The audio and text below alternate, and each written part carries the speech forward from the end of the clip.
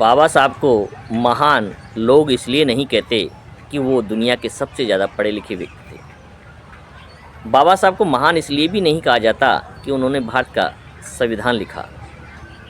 बाबा साहब की महानता इसलिए मानी जाती हैं कि वो पहले व्यक्ति थे जिन्होंने उस दबे कुचले समाज से पढ़ लिख कर उन ऊंचाइयों को छुआ जिसे आज तक कोई नहीं छू पाया। और कोलंबिया विश्वविद्यालय से पीएचडी करने वाले उस महान व्यक्ति ने ये निर्णय लिया कि वो वापस भारत लौटेगा और उस समाज के विकास के लिए अपना जीवन कुर्बान कर देगा जिस समाज से निकल कर के वो आया है। उसका वो समाज पिछड़ा, दबा कुचला और अपमान का जो जहर पी रहा है उससे उस समाज को मुक्ति दिलाएगा।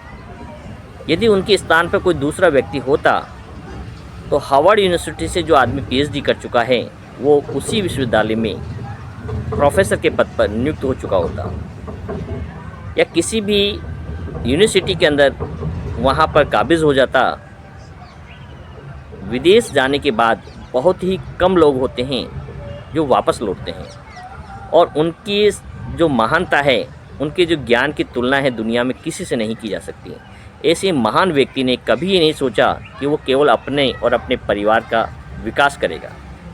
यदि उसने केवल अपने परिवार के बारे में ही सोचा होता, अपने बच्चों के बारे में ही सोचा होता, तो आज हमारे उस समाज की क्या दुर्दशा होती इसकी आप कल्पना कर सकते हैं। लेकिन उन्हें अपमान के हज़ारों घूंट पीने के बाद भी, बड़ौदा में जो उनका अपमान हुआ उसको सहने के बावजूद भी ये दृढ़ संकल्प किया कि न तो कभी सरकारी सेवाओं में जाएंगे और न कभी इस देश को छोड़ करके बाहर सेट होंगे, बाहर जाएंगे।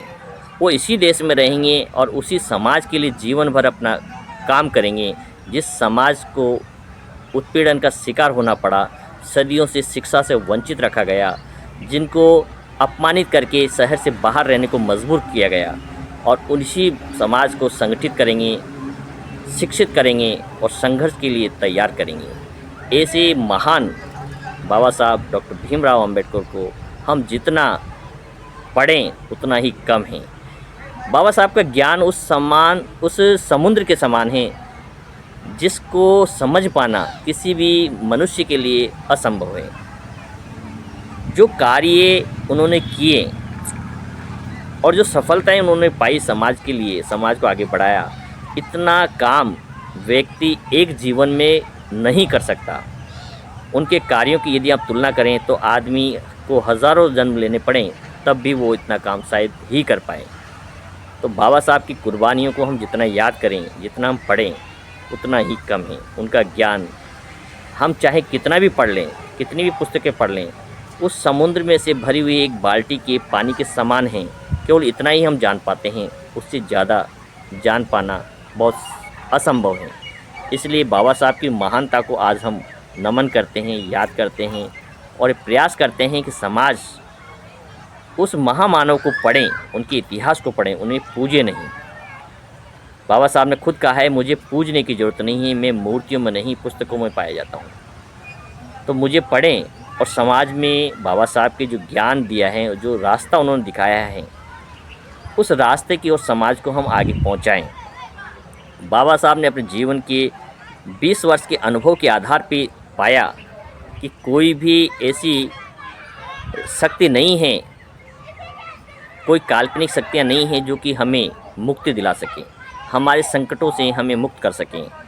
तो बाबा साहब ने एक नए वैज्ञानिक धर्म को अपनाया जिसे बौद्ध धर्म कहा जाता है, और समाज को कहा इस मार्ग पे चलो जो विज्ञान पर आधारित हैं, तर्क पर आधारित हैं, जहाँ हर व्यक्ति को समानता, इक्वलिटी की बात की जाती है, समझता की बात की जाती है, जहाँ मानव को सिर्फ मानव माना जाता है, जाति के आधार पे, वर्ण के आधार पे किसी प्रकार का कोई डिस्क्रिमिनेशन नहीं पाया जाता है। लेकिन ये समाज उस मार्ग पे जाने से वंचित हैं और उसी अंधविश्वास, आडंबर और भय से ग्रसित हैं, जो अपनी उन पहचान को नहीं छोड़ना चाहता है और उस महान बाबा साहब के बताए हुए मार्ग पर नहीं चलना चाहता है।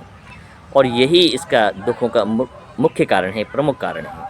क्योंकि यदि जो भी व्यक्ति बाबा साहब के बताए गए मार्ग पे चलेगा तो निश्चित रूप से उन ऊंचाइयों को छुएगा, उस अंधविश्वास से मुक्त हो जाएगा, उस भय से मुक्त हो जाएगा। कहा जाता है कि बौद्ध धर्म जो है एक बहादुर लोगों का धर्म है, कि जो व्यक्ति धर्म के आधार पर यदि डरा हुआ है, भयभीत है, तो वो व्यक्ति कभी भी अपने जीवन में किसी प्रकार का कोई नया परिवर्तन नहीं कर सकता है। तो बाबा साहब को नमन करते हैं और यही उनकी महानता का कारण है कि इतने योग्य व्यक्ति ने इतनी बड़ी डिग्रियों के बाद भी कभी ये मन में नहीं लाए कि वो विदेश में जाकर अच्छा जीवन जिए, और उन्होंने पूरा जीवन अपना उस समाज के लिए कुर्बान कर दिया जिस समाज से निकल करके वो आए।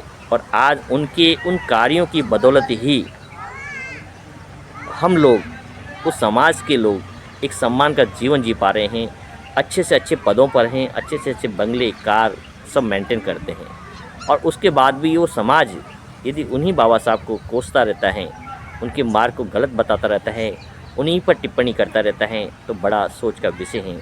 इस पर हमें विचार करने की आवश्यकता है, समझने की आवश्यकता है कि सही मार्ग क्या है और बाबा साहब ने हम सब से क्या अपेक्षा की। कि बाबा साहब ने किसी एक जाति विशेष के लिए काम नहीं किया, संपूर्ण देश की महिलाओं को आगे लाने का काम किया है, संपूर्ण देश के समाज को इक्वलिटी का काम किया है। संविधान में किसी एक व्यक्ति के लिए कोई कानून नहीं बनाए, सभी लोगों के लिए समरसता की बात की है और सबको समान रूप से शिक्षा, रोजगार और सम्मान की बात की है। तो ऐसे महामानव को हम नमन करते हैं और यही उनके कार्य थे जिनके कारण बाबा साहब को महान कहा जाता है, बौद्ध सत्व कहा जाता है। सभी को नमो बुद्धाय।